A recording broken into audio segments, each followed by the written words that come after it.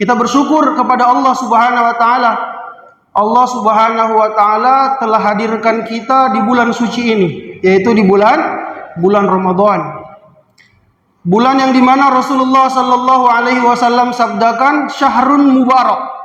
Bulan yang diberkahi oleh Allah Subhanahu wa taala. Berkah itu apa? Berkah itu kebaikan-kebaikan yang datang yang tidak disangka-sangka, yang tidak mengikuti pemikiran biasanya. Itu barakah. Itu berkah. Begitulah bulan Ramadan. Secara zahir kalau kita melihat bulan Ramadan ini sama aja seperti bulan-bulan yang lain. Namun sebenarnya tidak begitu. Menurut sejarah, banyak sekali kebaikan-kebaikan yang Allah Subhanahu wa taala berikan pada bulan Ramadan. Kejadian-kejadian, peristiwa-peristiwa yang berupa kebaikan bagi umat Islam yang Allah Subhanahu wa taala berikan pada bulan Ramadan. Di antaranya yang pertama itu Fathu Makkah.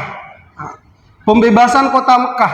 Idza jaa nasrullahi wal fath wa ra'aitan nasa yadkhuluna fi dinillahi afwaja. Ketika pembebasan kota Makkah itu, setelah pembebasan kota Makkah, banyak orang-orang Makkah berbondong-bondong masuk Islam. Sampai orang-orang di Jazirah Arab pun banyak yang ikut masuk Islam. Kemudian yang kedua Perang Badar. Perang Badar terjadi pada tanggal 17 Ramadan tahun 2 Hijrah. Setelah Perang Badar, banyak sekali orang-orang kafir Quraisy ini yang masuk ke dalam Islam. Makanya para ulama mengatakan bulan Ramadan ini bulan hidayah. Karena ketika bulan Ramadan ini banyak sekali orang-orang yang berbondong-bondong masuk ke dalam Islam. Kemudian yang ketiga nuzulul Quran. Diturunkannya Al-Quran. Syahrul Ramadan alladzi unzila fihil Quran hudal linnas wa bayyinatin minal huda wal furqan. Jadi bulan Ramadan adalah bulan diturunkannya Al-Quran. Sebenarnya bukan hanya Al-Quran saja yang diturunkan pada bulan Ramadan, namun 4 kitab suci itu semuanya diturunkan pada bulan Ramadan. Masya Allah. Ini saking berkah dan mulianya bulan Ramadan. Peristiwa-peristiwa besar diantara lainnya adalah Lailatul Qadar, Masya Allah. Malam kemuliaan, khairum min alfi syahr, lebih baik daripada 1000 bulan. 1000 bulan itu sekitar 80-an tahun.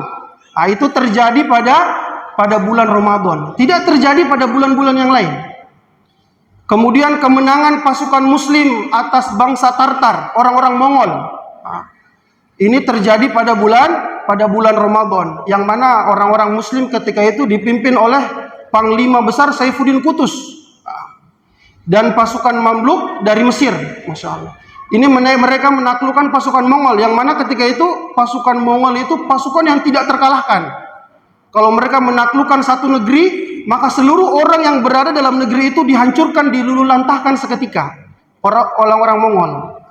Namun dihancurkan, dikalahkan oleh pasukan Muslim terjadi pada bulan Ramadan. Penaklukan Andalusia, Spanyol oleh Torik bin Ziyad, panglima Islam yang terkenal ketika itu. Ini pun terjadi pada bulan Ramadan. Penyerahan kota Taif, yang mana dahulu Taif adalah satu kota yang pernah mengusir baginda Rasulullah sallallahu alaihi wasallam, yang ketika itu Rasulullah bersama Sayyidina Zaid ibnul Harithah ketika ingin menyampaikan agama Islam. Namun diusir oleh Rasulullah. Maka ketika terjadi pada bulan Ramadan ini penyerahan kota Taif, tunduk pada Islam. Sampai orang-orang Taif ini masuk ke dalam Islam. Sampai lahirlah dari orang Taif ini namanya Muhammad ibnul Qasim. Dari Bani Thaqif yang menaklukkan India Pakistan. Orang Taif dia, Masya Allah. Ini berkat dari doanya baginda Rasulullah sallallahu alaihi wasallam. Islam masuk ke Yaman, yang mana baginda Rasulullah sallallahu alaihi wasallam mengirim Sayyidina Ali membawa surat dari Rasulullah datang ke Yaman untuk mengislamkan orang Yaman. Dalam kurun waktu 1 hari, maka orang-orang Yaman masuk Islam. Ini terjadi pada bulan Ramadan. Sayyidina Khalid ibnu Walid yang menghancurkan Al-Uzza, yang mana dahulu ada patung sesembahan orang-orang kafir Quraisy itu Lata dan Uzza, yang paling dibangga-banggakan dan paling diagung-agungkan. Maka Sayyidina Khalid ibnu Walid menghancurkan Al-Uzza. Ini terjadi pada bulan Ramadan. Ini menurut data sejarah. Peristiwa-peristiwa besar, kejadian-kejadian besar yang mendatangkan kebaikan bagi umat Islam terjadi pada bulan Ramadan menurut data sejarah. Belum lagi menurut berita-berita gaib dari baginda Rasulullah sallallahu alaihi wasallam, yang mana amalan-amalan pada bulan Ramadan dilipat gandakan oleh Allah Subhanahu wa taala. Wallahu yudha'ifu liman yasha. Sampai Allah itu melipat gandakan semaunya Allah. Jadi bulan Rajab adalah bulannya Allah, bulan Syaban adalah bulannya baginda Nabi Muhammad, dan bulan Ramadan adalah bulan umatnya baginda Rasulullah sallallahu alaihi wasallam. Maka Allah Subhanahu wa taala mengagungkan umatnya baginda Rasulullah sallallahu alaihi wasallam, amalan-amalan dilipat gandakan oleh Allah. Yang mana amalan-amalan sunnah itu pahalanya, kalau kita kerjakan itu pahalanya seperti mengerjakan amalan wajib. Dan amalan-amalan wajib itu pahalanya dihitung 70 kali ganda. Hadirin yang dimuliakan Allah, sebenarnya beribu-ribu amalan sunnah itu sebenarnya tidak bisa menyaingi satu amalan wajib, tidak bisa. Namun karena saking mulianya bulan Ramadan, bulannya umat baginda Rasulullah sallallahu alaihi wasallam, satu amalan sunnah kalau kita kerjakan maka dihitung seperti mengerjakan satu amalan wajib. Makanya para ulama mengatakan bulan ini adalah bulan sunnah. Maka kalau kita mengetahui sunnah apa saja dari yang mulia baginda Rasulullah sallallahu alaihi wasallam, kita kerjakan. Dan para ulama juga mengatakan bulan Ramadan ini adalah bulan yang dimana kita harus berlomba-lomba dalam kebaikan. Fastabiqul khairat, berlomba-lomba dalam kebaikan. Apa saja? Berlomba-lomba dalam membaca Al-Quran, berlomba-lomba dalam mengerjakan sholat, berlomba-lomba dalam zikir, berlomba-lomba dalam sedekah, berlomba-lomba dalam apa saja, menjamu tamu, senyum, apa saja amalan-amalan kebaikan kita harus berlomba-lomba. Di antara juga berlomba-lomba untuk sholat taraweh, insya Allah. Ini kalau barisan lurus rata semuanya ini cuma 3 shop saja, 3 shop atau 4 shop, insya Allah. Awal-awal itu masih sampai di belakang tiang. Tapi kalau sudah semakin lama bulan Ramadan maka semakin maju shopnya. Maka bagaimana kita selalu jaga sholat taraweh sampai akhir. Insya Allah bapak-bapak, ibu-ibu insya Allah. Nah, taraweh ini banyak sekali manfaat, banyak sekali fadilah, keutamaan mengerjakan sholat taraweh. Sholat taraweh ini juga termasuk ajang silaturahim.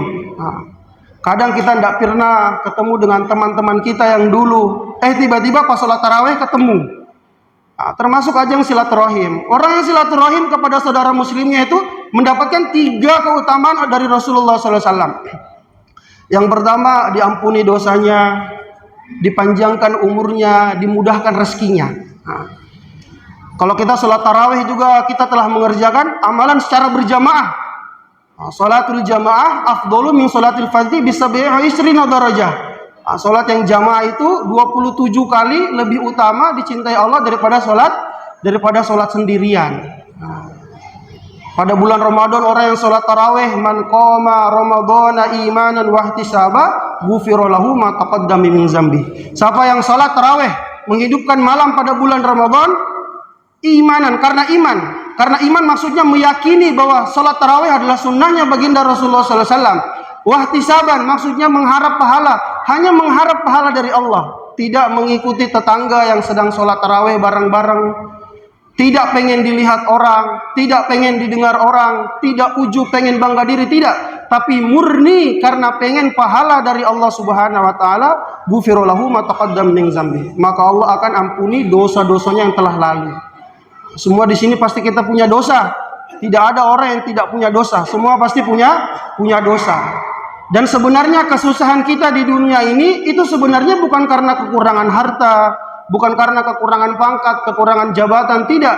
Tapi karena banyaknya dosa kita. Itu yang membuat kesusahan kita di dunia ini. Tapi kalau orang sudah dosanya diampuni oleh Allah Subhanahu wa taala, mau tinggal di kutub utara, mau tinggal di kutub selatan, mau tinggal di tengah-tengah hutan, pun dia mulia, pun pasti akan diridhoi oleh Allah Subhanahu wa taala. Maka kalau kita istiqamah ini, man qama ma'al imam hatta yansarifa kutiba lahu qiyamul lailah. Kita istiqamah salat tarawih, kita istiqamah mengerjakan amalan-amalan pada bulan Ramadan, maka Allah Subhanahu wa taala akan ampuni dosa-dosa kita. Dan kita sholat tarawih sampai selesai di belakang imam, sholat bersama imam, itu seperti kita sholat semalam suntuk. Siapa yang bisa sini sholat semalam suntuk dari habis isya tembus sampai subuh? Kalau orang-orang dahulu itu bisa sampai kaki mereka bengkak-bengkak. Sholat adalah kelezatan bagi mereka. Namun untuk zaman sekarang, Masya Allah, berat sekali. Sholat sampai subuh itu berat. Kalau di pondokku itu, mereka sholat tarawih itu 8 jam. Start dari habis isya sampai menjelang sahur. 30 juz. Jadi sholat tarawih itu, hataman langsung, satu malam langsung hataman, 30 juz. Itu kalau dibuat di sini, siap tidak Pak? Jangankan saya bertanya, saya saja kurang siap. Masya Allah. Jadi seperti itu. Jadi sholat tarawih ini banyak sekali keutamaannya. Kita juga memperlama di masjid, memperlama itikaf. Kalau kita sudah niat itikaf dari awal, semakin lama kita duduk di masjid, maka pahala kita akan semakin mengalir. Kemudian juga kita memakmurkan masjid. Masya Allah. Masjid ini adalah rumah Allah, rumah yang paling agung di muka bumi ini. Yang paling dicintai Allah di muka bumi adalah masjid. Yang paling dibenci Allah adalah pasar. Maka kata para ulama itu, kalau kamu pengen melihat jantungnya suatu desa, pengen lihat desa itu hidup, maka lihat masjidnya. Kalau masjidnya hidup, maka desanya dihitung hidup. Tapi kalau masjidnya nggak hidup, maka walaupun desanya itu tempat orang-orang kaya, orang-orang yang berpangkat dan berjabatan, kalau masjidnya nggak hidup, maka itu seperti desa yang mati. Desa yang mati. Maka bagaimana pada bulan Ramadan, saya ingatkan lagi kita saling